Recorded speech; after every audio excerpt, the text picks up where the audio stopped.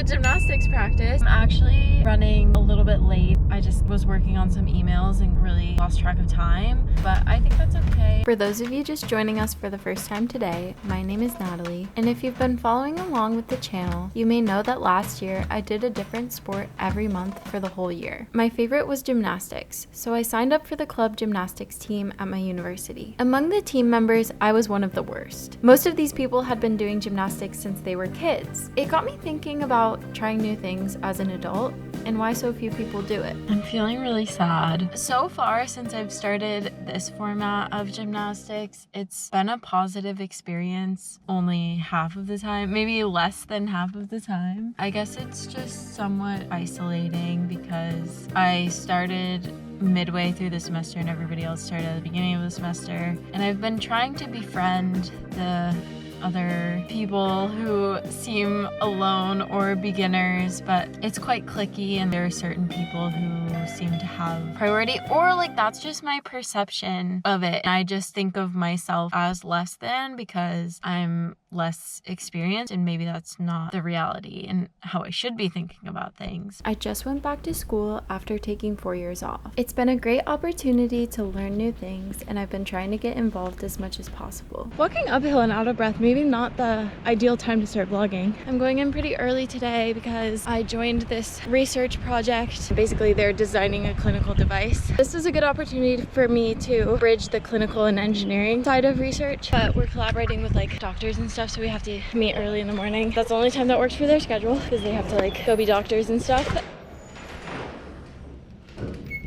So far, I feel like grad school, the classes have been pretty easy. If I just like pay attention in class and do the work that we have to do, like nothing has been a challenge for me. I tend to be pretty academically ambitious. If something sounds interesting to me, I'll take a class even if I might not be the most qualified student for the class. There was this biosensing class. That's something I've always been interested in, but I haven't done a lot of chemistry in a while, especially this type of chemistry. But I really wanted to take the class, so this is the first class that I feel like I've had to like really put in additional work. I got these 3 electrochemistry textbooks from the library. We had no textbook for the class, so we're just going off of the professor's lectures. Sometimes it's really beneficial to see things in multiple different ways and have multiple perspectives on the same material. I feel like you learn a bit more when you're not having the information like spoon-fed to you, and you have to find it in the book and you have to read the section, and it might not be exactly relevant to what you're learning, but you can kind of like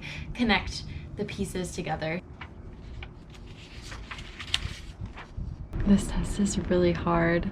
I also think having take-home tests rather than in-person tests, it's nice, obviously for a lot of reasons, but I feel like I overthink a lot with the take-home tests because I'm like, I have unlimited time and unlimited resources. Theoretically, I should be able to get the right answer. I should be able to get 100% no matter what, versus in-person tests, you're in there for an hour and then you just have to move on because like there's nothing you can do about it. Like it is what it is. Normally with her exams, I at least am able to get a couple answers, but this one, every single question, I'm like, I don't know what's going on. I need to look at the book and try to figure this out. Just like I developed a growth mindset when it comes to electrochemistry, I'm trying to learn how to do that for gymnastics too. Gymnastics has been the antithesis of instant gratification for me. I make minimal progress every day, and it can take months or years to learn a skill that takes 1 second to complete. And I wonder if that's why adults don't like to try new things, because you're never really instantly good at something new. But when did the pressure to be good at everything start? I'm battling some dry skin from when I was sick and I was using tissues a lot. I've been using this every morning in general, and I've been using this since 2019, if you can believe it. And this is the only thing currently that doesn't burn my skin. Even my moisturizer that's supposed to be for sensitive skin still burns. I wanted to vlog today because I have class, but it also happens to be my birthday. There are some interesting things happening. Not that interesting because I'm old now and I'm not one to really celebrate too much, but we can open a present. We've all heard that you can't teach old dogs new tricks. And because younger people's brains are more plastic, meaning they're more adaptable, in a way this is true. Now, I'm fully in my late 20s and I'm definitely out of my neuroplastic prime. No, so much bubble wrap. For just one cutting board. This is what I spent my one birthday wish on. I'm actually incredibly excited about this cutting board because I spend way too much time hand washing dishes. So I'm trying to get more things in my life that can go in the dishwasher but are still good quality, non-plastic. And it has these cute little green things on the edge and it just feels like it's gonna be really good quality. But I don't think we should use neuroplasticity as an excuse to never try anything new. I was also listening to a podcast that said as we get older, we have more responsibilities and more things on our mind. And that's actually one of the main things that interferes with our ability to learn new things. Not to mention, there's actually some promising new research suggesting middle-aged learners are actually just as good at learning as children. But anyway,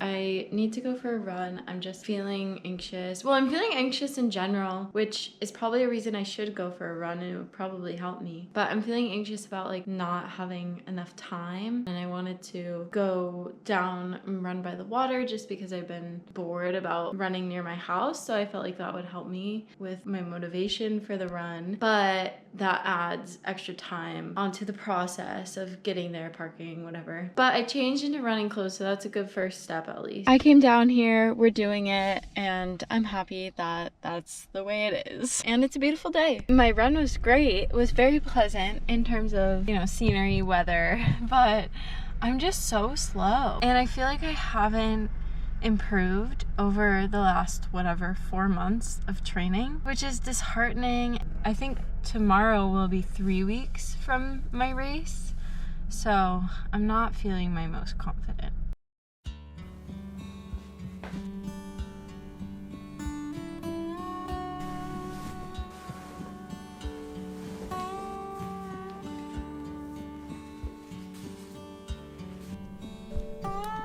I have pretty much all of my final assignments due next week, so I really need to find a way to motivate myself to do some homework today. I signed up for yoga. It's this new thing I've been trying to do on the weekends, like have an anchor activity to start the day and get me out of the house so that I don't just waste time dilly-dallying. I finished my little crochet bag. Now that it has items in it, this has gotten a lot longer, which makes it more awkward, but this is my first attempt at something like this. Anyway, one of my favorite things about this place is that you can make yourself tea, so we have to get there early so we can get tea started.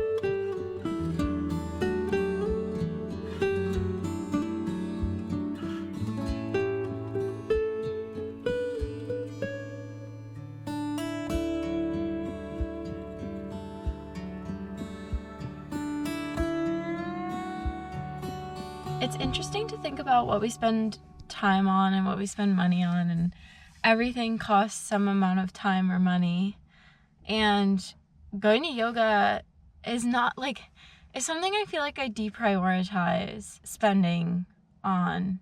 Yeah, I never regret going. I need to find a coffee shop where I can hang out for a few hours. In the spirit of the vlog, I was thinking I should try somewhere new, but this is a very small town and I've been looking through all the options and I don't know if there's anything new that's going to fit my needs. This place actually looks pretty good. They have cute little Lucky Charms on top of the coffee. I don't know. Could be cute. And there's a little sign with Wi-Fi on it. Okay, maybe we'll go here. That was really interesting. It was their soft opening, so I guess that place is really new. No wonder I've never been there. I didn't even mention that I was able to finish one of my assignments while I was at the coffee shop, which is good, but still it took way longer than it should have. But I'm really, really happy to just like have that off my plate. Pretty much all of my assignments are due Thursday, but Thursday night there's also this talk by a National Geographic photographer at the library that I really want to go to. So I'm trying to use that as motivation to like get ahead and really get things done before Thursday so that Thursday I can go and enjoy that presentation. I love this necklace. Thank you, Mom. I've really been on a rice kick lately, which is fine. But variety is also important, so I decided I want to make quinoa bowls tonight. For my rehab engineering class, we have this project that we basically have been working on throughout the semester. And I feel like this class is particularly biased towards musculoskeletal disabilities or like neuromuscular conditions, but the case study that I chose for my project is about cerebral visual impairment. So I feel like a lot of the things that we're learning in class and a lot of the questions that are prompted for the project are biased towards these other things that aren't necessarily relevant to my case study. But that's okay. It's just an opportunity to like be creative, I guess. I told myself I would come play on the swings, so I'm making it happen, even though I'm sort of disappointed with how much I got done. It was my goal to finish my coding project today, and I didn't. Things always take longer than you think they're going to, but somehow they always get done by the time they need to get done. I'm so excited. I'm going to the library for that talk I was telling you about, and I finished what I needed to finish for now. I'm still trying to develop my thoughts about this talk that I went to last night. It was really wonderful, and I've never seen the library so full. And I think this is a really good transition to the next video, because I think the theme of that video is going to be about being a multi-passionate person, because on the one hand, going to this event is about trying new things and exposing yourself to new ideas, but also while I was there I was kind of thinking like I could be a wildlife photographer.